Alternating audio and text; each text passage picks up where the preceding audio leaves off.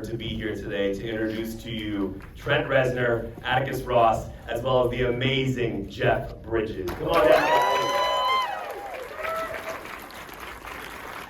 That movie was amazing.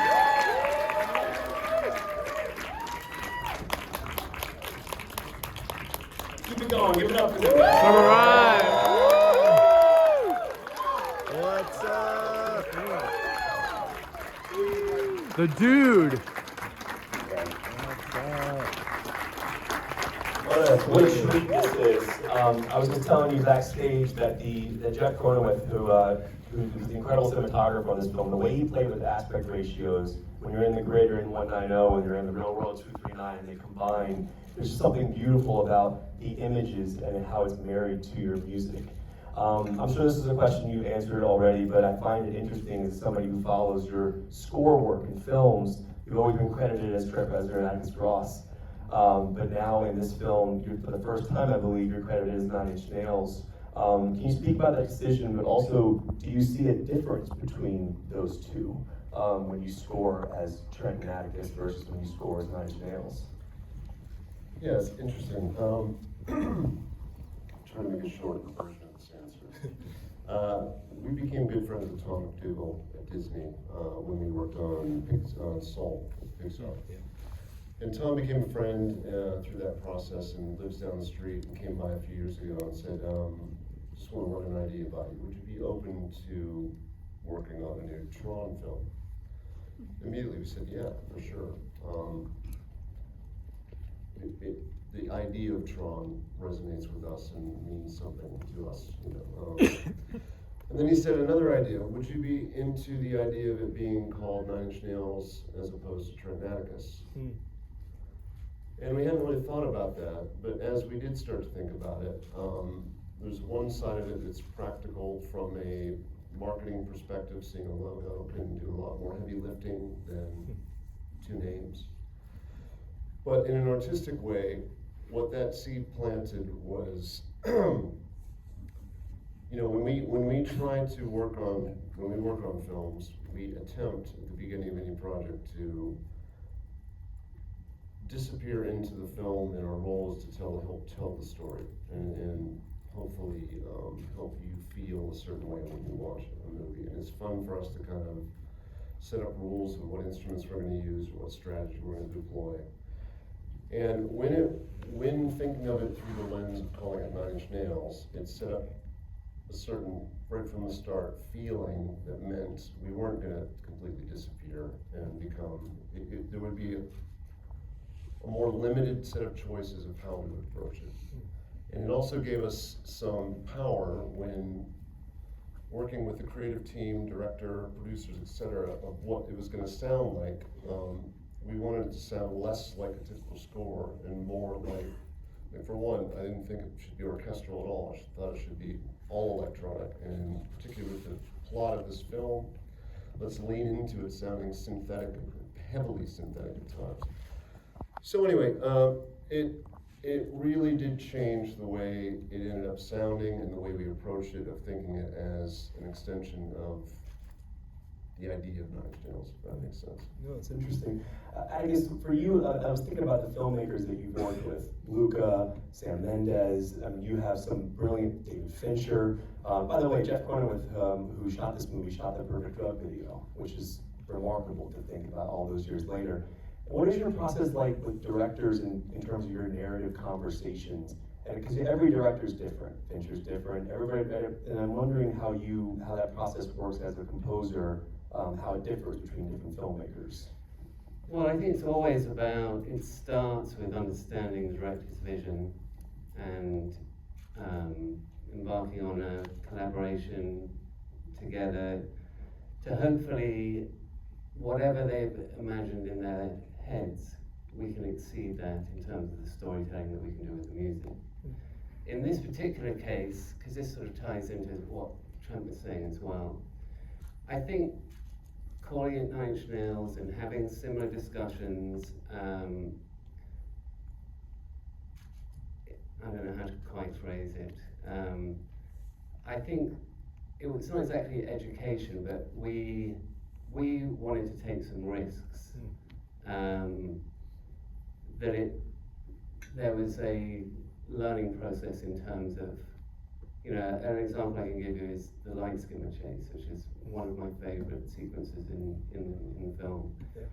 And that obviously goes vocal. All of that was deliberate. And you can feel it plays, which became the song on the album. When we first delivered it, they didn't put it in the film. It was too, I don't mean to be rude. Wow. Because it was taking things in a radically different direction. Your Trent's voice, yeah. Well, and also what may or may not have been tempting there before, generally speaking across the whole film, this was so different. And we're at a point in the film where we thought we've earned the right for that kind of vocal to enter. Especially set against that scene and, two characters. The point I'm trying to make is the question that you're asking is something that reveals itself deeper and deeper over time, and I think that they came to trust us. That scene that originally, I don't want to say freak people out, but whatever, that definitely became one of the ones that they're most proud of. We wore them down. You asked for Nine Inch Nails. Damn right. Damn right. Mr. Bridges, the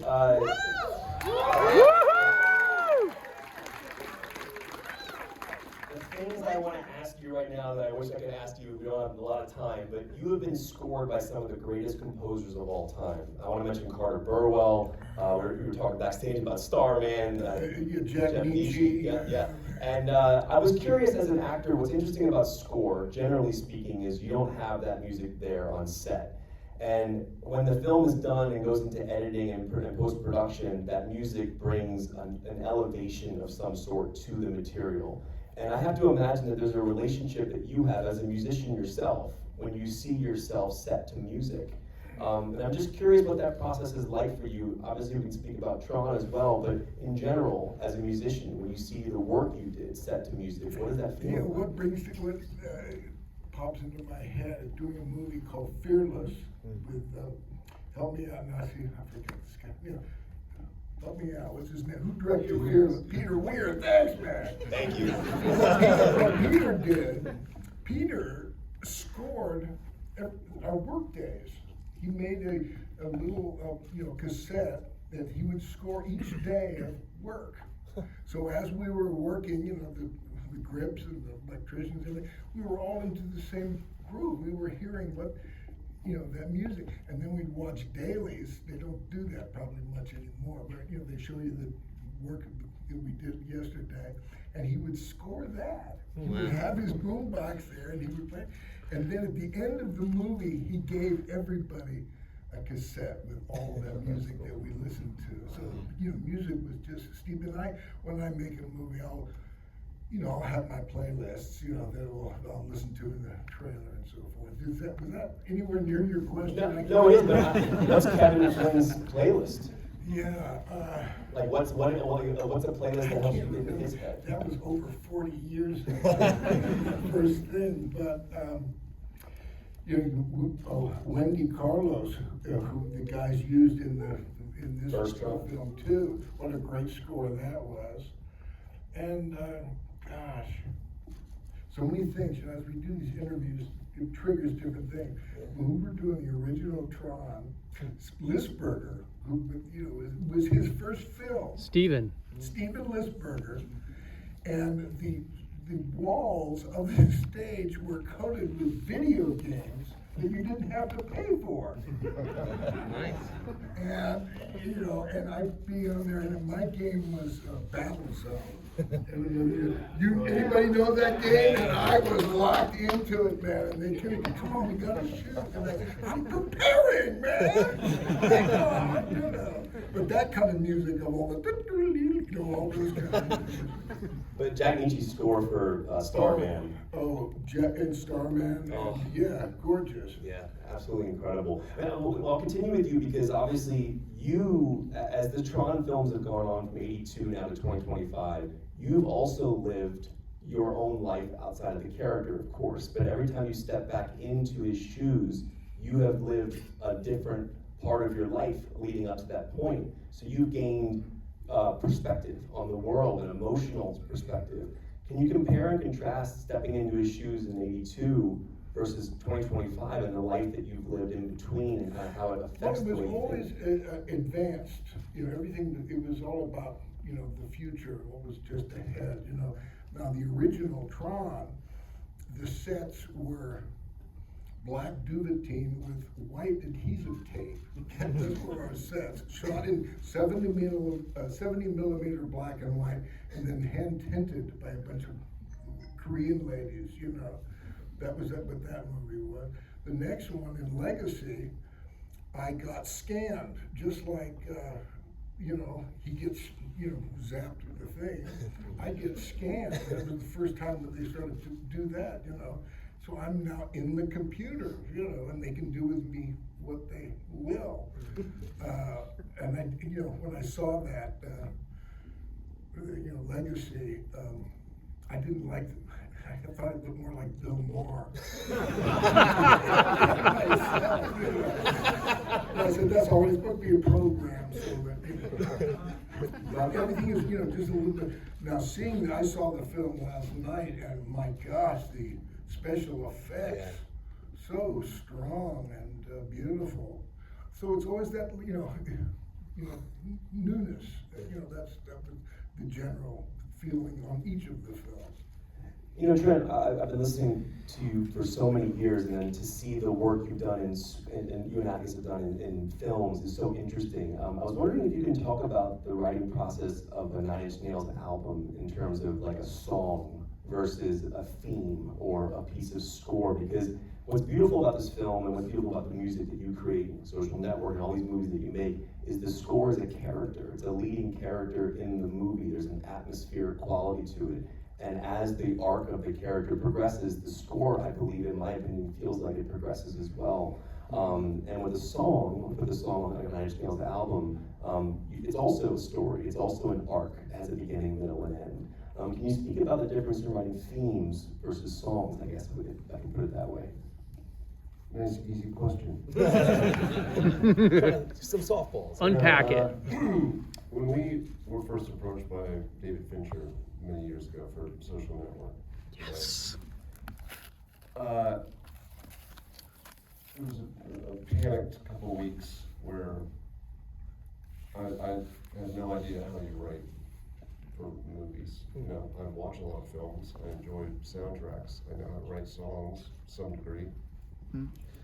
But I didn't know I wasn't sure how to approach it, and we didn't go to school for that, we didn't train for that, and we didn't want to screw up his film, which we got talked into saying yes to, And it really came down to trusting our own instinct and thinking about it like, if I were to write a song, I would be telling a story that I know what I want it to say.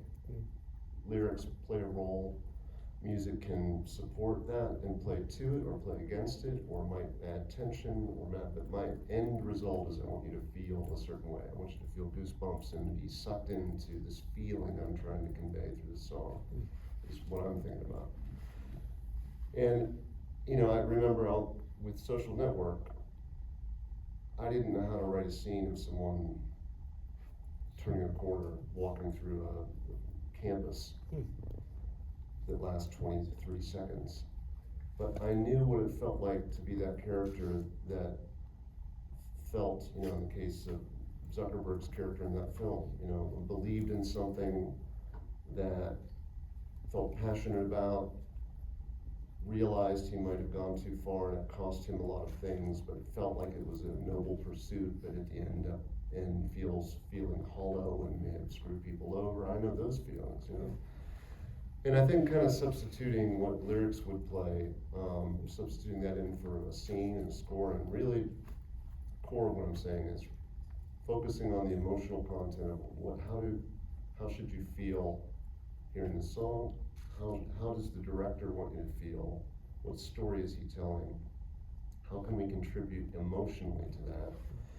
that became a kind of very instinctual recipe we followed on everything, including this film. There's a lot of thought on Tron Ares about what came before, what Wendy Carlos did, what Daft Punk did, what feels like Tron. Why do I, earlier I said Tron means something to us. What is that? Is it that we love those movies in particular, or was it the feeling of Tron? Like, I think for me it was also being in arcades in 1982 or 3, and that video game next to Battlezone was the Tron game. It was, it felt like the future, it felt like the possibility, the possible menace of AI, etc. We thought a lot about where this film sits in that. We thought a lot about the emotional read of the story that's being told and try to hone in on that. Long-winded answer. No, I think it's a natural progression that you guys made into movies, because I always found your music to be cinematic as a kid. I would listen to your music and I would feel stories, I would feel feelings. And there's that great moment in the film where Jared Leto's character is trying to describe Depeche Mode, and essentially he runs out of words, and he's like, it's just a feeling. I guess for you, do you know, what's the first song that comes to mind to you that you heard that made you feel that way, or an artist that made you feel that way that you couldn't describe what it felt like? I know the first song that I could sing the lyrics to was Chuck Berry's My Ding-a-Ling. Family jukebox as a toddler, maybe inappropriate, but if you asked. I don't know if it made me how it fit. It transported me in one way or another. I appreciate Anyway, going back to Tron, what I would say is to pick up on what Trent was saying as well, was that the other thing we spend a lot of time on, because I think sometimes people can say, well, the score's a banger and the score's a this and a that, and there's a tragic element that I think that we play to, and there's an architecture with the score that we spent an incredible amount of time trying to put together. Just in terms of, like, sometimes I feel like electronic music, and this could just be my paranoia or whatever, it can be dismissed as somehow non-thematic. Yeah. But this is a score that is very much based in themes. Even if those themes aren't an orchestra blasting necessarily, it could be a sonic motif or whatever it might be. You can follow the strands of what we've done, I think, through from the very first scene to the end, and it makes sense in a way that I think gives another layer of understanding to the film, or at least our understanding of what the film's trying to say. It's interesting you bring that up, because the hair on my arm stood up at the moment when the main Ares theme hits, as he looks up and he has his hero moment towards the end of the film when he's in the street, and you hit that main theme, he looks up and like, that's it, you've been building toward that the entire time, and it hits, even if it's subconscious for the audience. Jeff, Mr. Bridges, obviously I spoke about you being a musician. Can I answer that question that you talked to these guys about the first? Yeah. You said that. Yes, I would love for your answer to that. My brother Bo's 9 years older than I am, so coming out of his music was all the Greg or Chuck Berry, all that. So Wake Up Little Susie, Everly Brothers, and then I remember sitting in bed and listening. Everybody must get stoned. That's all I remember sharing. Oh yeah, I said, what is this? Oh, yeah. The dude abides. Dylan, man. I mean, how are you guys affected by Dylan? Yeah. Do you have what's your relationship with Dylan? Music. For me, I would say it is fairly, not the whole career, but there are a number of, particularly the earlier records that have resonated very deeply with me. Yeah, Maggie's Farm when it came out, why did they? I can't remember when that came out, But check it. But if you Google Maggie's Farm, you get playing it. Oh my God, it's a good tune. yeah, it is. Yeah. Anyway, sorry. No, I'll say this. One thing that both of you do that your music is so powerful is I like listening to it outside of the film as well. And I think, to me, that's the true brilliance of a great score. If you can sit and listen to it without the film, and it's its own thing, but you can go through the journey that the characters go through. I was curious for all three of you. Score is something that, obviously, as I mentioned, is a character in films. It's the leading character, I would argue, in this film. It's part of the DNA of the movie. Do you remember the first time each of you understood the importance of score in a film? Was there a movie that you saw, you were like, I get it. I get why music and visual are so, like, you look at 2001 and things like that, and Kubrick. Like, I'm just curious if you have one for each of you. You know, having been asked a variation of that question over time, you start to land on certain things, you know, Jaws, Taxi Driver. Picture that film without that score, doesn't feel the same. And that wouldn't be the score I would think to put on that film, Taxi Driver, but it feels so, just makes the film feel wider and cooler. Halloween, John Carpenter, you know, hugely influential. We're talking. John Carpenter directed Starman. Yeah. That's right. Atticus, for you? I mean, very, very similar. I can't really, I mean, obviously I can talk about Blade Runner or Midnight Express or whatever it might be, but the film that I really remember the music is being taken to Jaws too young, and how terrified I was. Yeah. And understanding in the cinema, and it actually was a man's Chinese, that what I'm being scared by isn't just the picture. There's a combination going on with the music and the picture that is terrifying me. The power of two notes.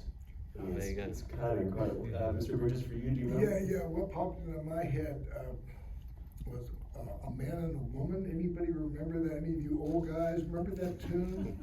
Remember that tune? And that was originally a commercial, I think, that they spread out to a movie, but that popped into my head.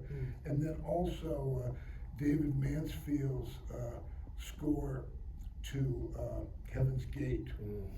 You know, all that traditional stuff that he turned into a beautiful score. This is what pops into my mind. What I was trying to ask earlier, because you're a musician, I think the way you speak your dialogue feels like music to me. There's something about, there's a rhythm to it that's really interesting. There is a group called Surskis. Do you know these guys? Yeah. They came up with a wild notion, because we speak musically, right? I mean, there's that. So this guy had this idea to take messages on his answering machine and very strictly put music to it. And it works beautifully. My favorite one is something like, Sister, it's called Sister. Sister, remember the time I had to go pee so bad and I peed in the car? That's what it's like right now. But the music to it, and we speak in musical terms, you know. And it's interesting studying lines like, what is the music here? You know, and the pauses, but there's music all over the place. Lebowski speaks musically, man. Yeah. He does. He just does. Yeah. I'll end on this because what I love about watching this film was the sound design mixed in with the score, the sound effects and everything, which is cool because there's like this one moment where like the tick of a timing on the arm matches the beat of your music. And I was like, that's really cool. And I wondered if you could each speak on the idea of understanding the world that you're playing the music for, the sound effects that will be there, accompanying the music that you're doing, because you have the crashing and the blowing up and all these things that play into it. How aware are you as composers that those are going to be placed around your music? One of the first things we did, because it was a new team of people this time around, was insist on meeting with the sound design team, talk with the director immediately about, let's all get on the same page. Let's start on the same page, and let's treat it like everyone's hearing it with ears. Everything comes out of speakers into our ears. Let's not split score into one thing and sound effects over here, because often what will happen, we've learned, is after you've worked on something for, in this case, a year and a half, you get to the sound stage to mix it, and there's battle takes place between the sound design team and us. And everybody's trying to push the fader up. And to avoid that, we encourage working in concert and sharing information. And as they deliver new sound effects, we're keeping them up to speed with the score. There's discussions about what key we're working in, because a lot of times the tuning of sound effects can be complementary and feel like music, or feel like it's not rubbing necessarily. And this was it wasn't without its moments of friction, but it was two teams. Once we kind of felt each other out and got on the same page, there really was a very collaborative exchange that led to results. So. Yeah, and that continued through to the mix. So at the end, we spent a lot of time on the mix working specifically to your question and furthering what Trent just said. So stuff would be taken out or put in, adjustments would be made. Ron Bartlett was the guy who was mixing, but I think Tormod and his team were doing sound effects. And, you know, it wasn't just like, I mean, part of it was us saying, why don't we take the music out here? Why didn't sound effects lead this section? Much like maybe music should lead this, and this one they're in harmony, concert, bouncing around it. Because there's a lot of music in the film. It's wall to wall. And we so like Atticus said, where there was, hey, why don't you guys lead on this section? You know, so we can have a vacation or take some time off. I think it's always fascinating when you watch movies that have minimal score. No Country for Old Men has no score, essentially, and it's still effective. All right, they're giving me the wrap. I had 30 questions to ask you guys. I wish we could go longer. Mr. Bridges, Mr. Ross, Mr. Reznor, this has been an absolute honor. Congratulations on the film. Early screenings start tomorrow. The film officially opens Friday with Thursday showings as well. Tell all your friends about it, and you can get your new album on vinyl right now, right? You can get the new album with the soundtrack as well, so make sure you check it out. This has been an honor. There it is, right there. Hell yes! There we go. There we go. Thank you guys for being here. Really appreciate it. Thank you guys. Were you responsible for the non-Budapest movie? No. Can everyone just sit down I support it, until they exit? Just Guys, because would you mind signing we have this to for me? get I'm a somewhere. DJ here in LA. Apologies, guys.